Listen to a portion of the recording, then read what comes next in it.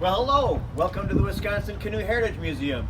Say, you've been here before, haven't you? Yes, I was here last week. I really enjoyed your little tour and thought I'd just take a chance that you might be open again. Well, I'm afraid we're still closed, but I tell you what, we're here today waiting for the arrival of a new collection piece, a new canoe coming to the museum. You're welcome to stick around and wait with us. That sounds exciting. I look forward to that. All right, well, come on in.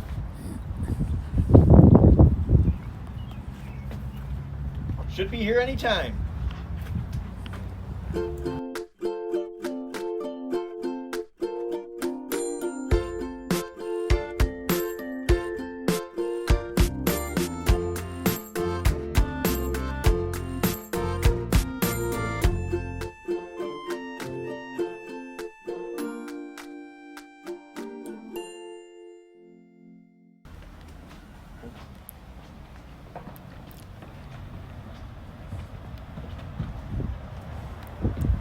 Well, hello, Ferdy. Hey, Jed. Welcome to the Wisconsin Canoe Heritage Museum. Well, thank you very You much. got I a beautiful appreciate craft on there. I bet you attracted a lot of attention on your way. it. Usually I do, yeah. Good to see you again. Yeah, we had a few encounters with a few folks on the way. If I stop and get some gas, you always get the question, is that a real birch bark canoe? Yeah, how long does it take to build it? That's a standard question. It's a standard question. How much do they cost? Well, let's unload it and get it off of there and bring it in and Sounds like a see good what we idea. got. I'll take that. Okay.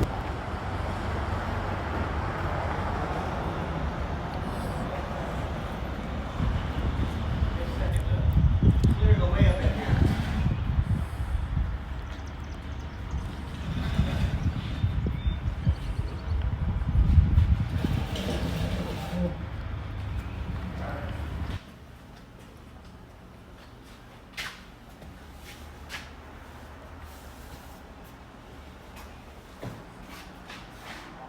Okay, that was the last portage there.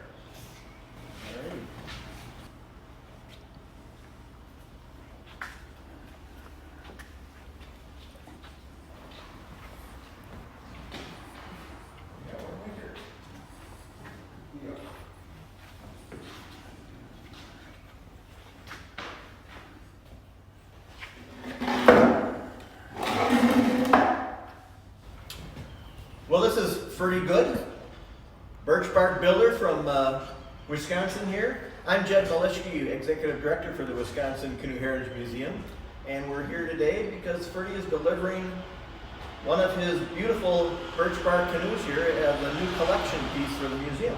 This is a 15-foot Ungava Eastern-Cree Crooked Canoe.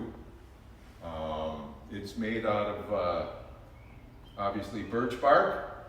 We have one continuous sheet of birch bark on the bottom of the canoe. And One continuous sheet. one continuous sheet from end to end.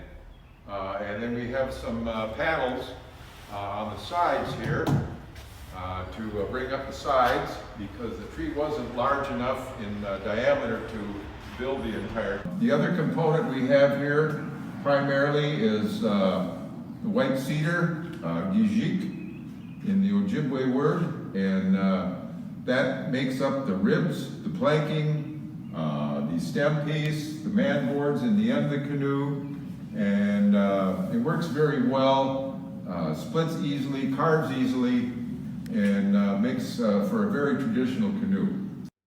And you hand split and carved all these pieces, is that right? That's right. That's the way you do it.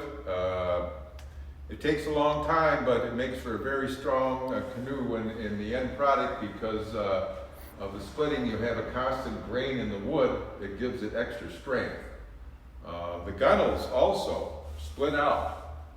These are about 15.5-foot pieces of white cedar, and this is probably one of the most valuable. That's a long piece of cedar. It's a very long, valuable piece of wood that is clear grain, no knots, real clean.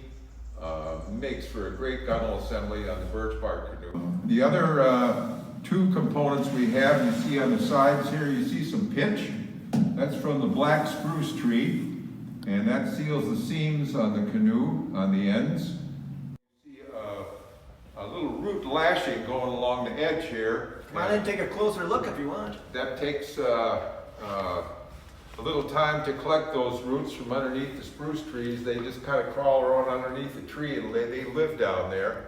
And so I dig them up and split them in half and peel them, and they become the sewing element to put the canoe together. And you've got a website that describes all that, don't you? I do have a website, yes. What's the address for that? That is beaverbarkcanoes.wordpress.com.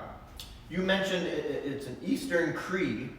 So what part of the country would that be indicative of, or the east coast of the U.S.? That would be North America? Eastern-Cree, primarily inhabited Canada. Would be on the western side, or excuse me, the eastern side of James Bay, which is a lower bay down off of the big bay called Hudson's Bay, which is a little bit farther north. So it's pretty far north of here. Well, it's a great addition to our collection. We do have a Mackenzie birch bark. You can see over on the side here in our birch bark area. More of an Ojibwa design, something that would have been more indicative to this area of North America, I think. And we have also a Henry Valancourt canoe off of a Maliseet design, which would have been more of an East Coast, Maine area representation.